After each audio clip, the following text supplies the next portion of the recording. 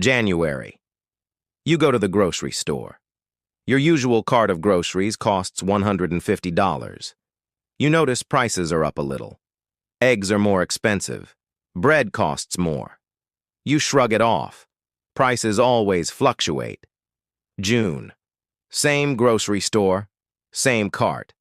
$225. A 50% increase in 6 months. You're shocked. How did this happen?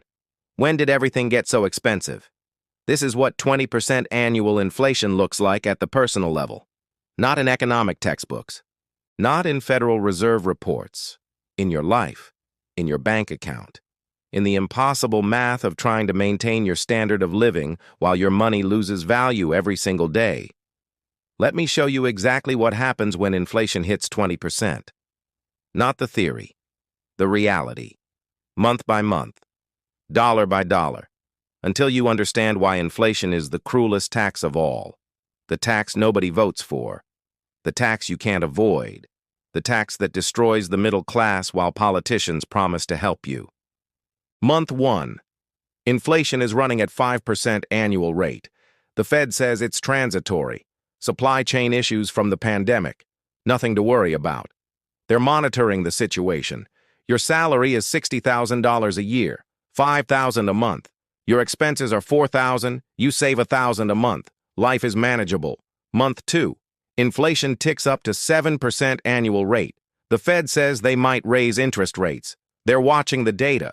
Your grocery bill is noticeably higher, but you adjust. You buy store brands instead of name brands. You skip a few items. Your expenses go from $4,000 to $4,200 a month. Your savings drop to $800.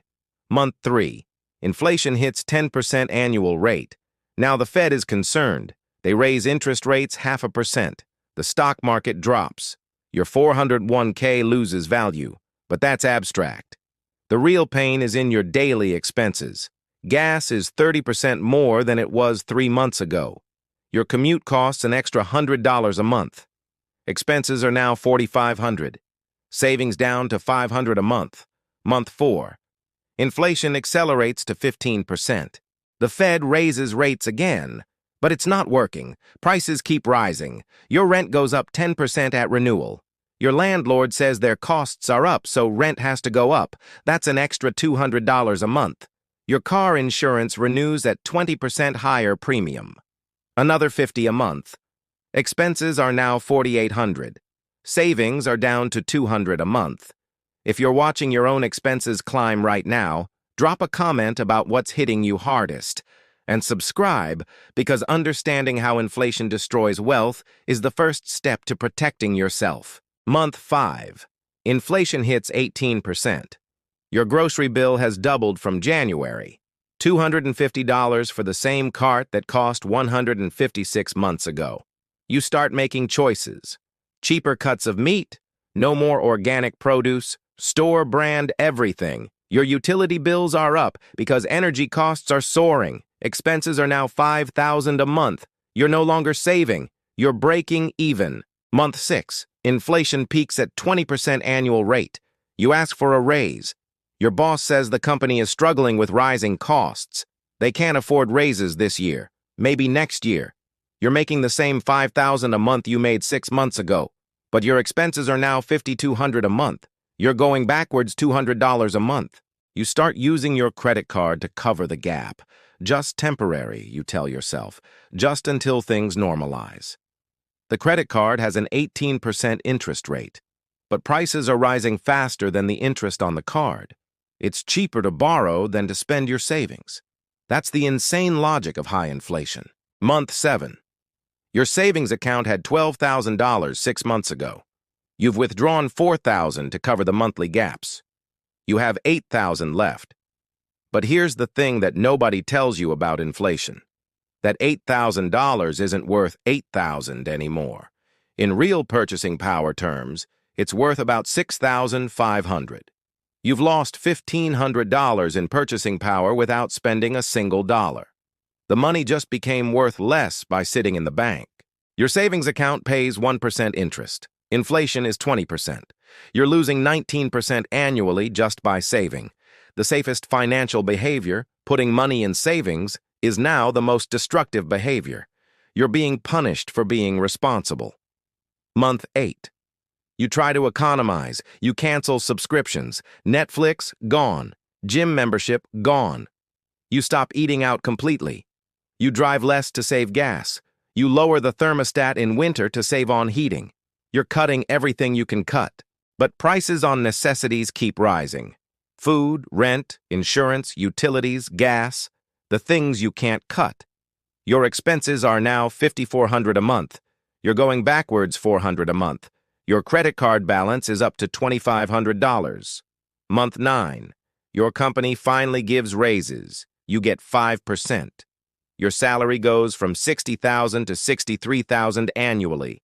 That's an extra $250 a month. You're thrilled for about 5 minutes. Then you do the math. Inflation over the past 9 months has been 17% cumulative. Your expenses went from $4,000 to $5,400. That's a 35% increase. Your 5% raise covers less than 15% of the increased cost. You're falling further behind despite getting a raise. This is the wage price spiral nobody explains correctly. Your wages go up, but prices go up faster. So your real purchasing power keeps declining. You feel like you're working harder, earning more, and getting poorer. Because you are. Month 10. Your credit card balance is now $4,500. The minimum payment is $135 a month. At 18% interest, you're paying $67 a month just in interest. Your $4,500 balance will take 17 years to pay off making minimum payments. You'll pay over $8,000 in interest. That's assuming you never charge another dollar. But you have to keep charging because your expenses exceed your income. The credit card is the only thing keeping you afloat.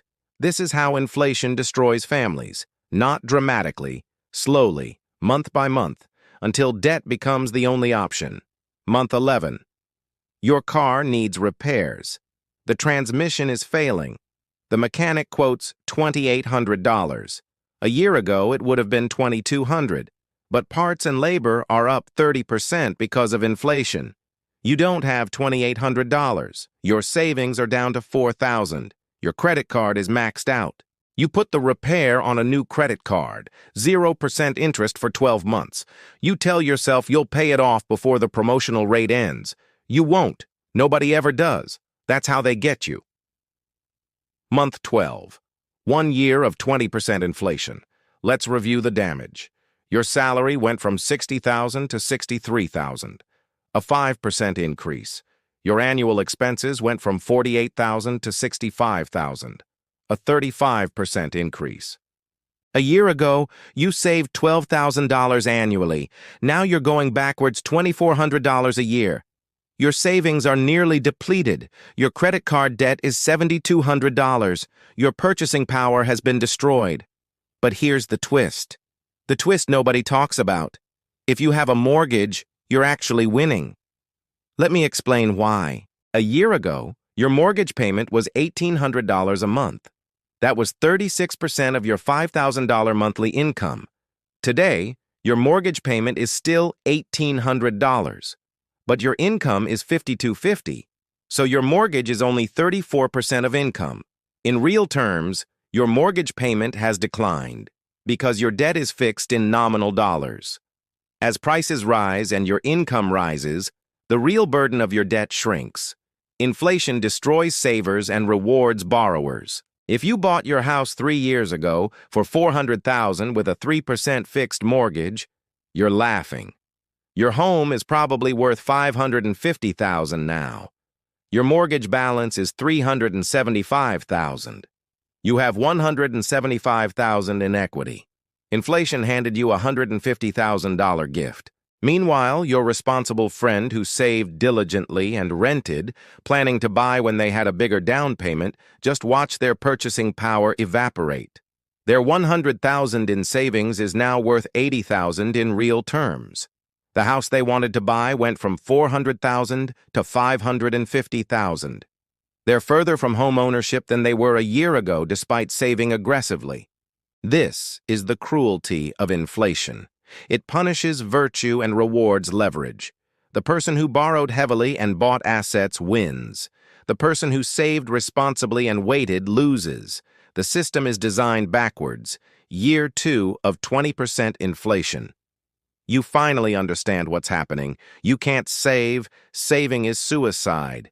Any cash you hold loses 20% of its value annually. You need assets, real assets, things that hold value or appreciate with inflation. You try to buy a house, but home prices are up 40% in 2 years. Your modest 3% raise each year didn't keep pace. You're less able to afford a house now than before inflation started. The inflation you thought would help you by making debt cheaper has actually made asset ownership impossible. You look at your 401k. It's lost 15% in the stock market because the Fed is raising interest rates to fight inflation. Your retirement account is down, and your current finances are destroyed. You're getting crushed on both ends. You start to understand why countries with chronic high inflation have such wealth inequality. If you owned assets before inflation started, you got richer.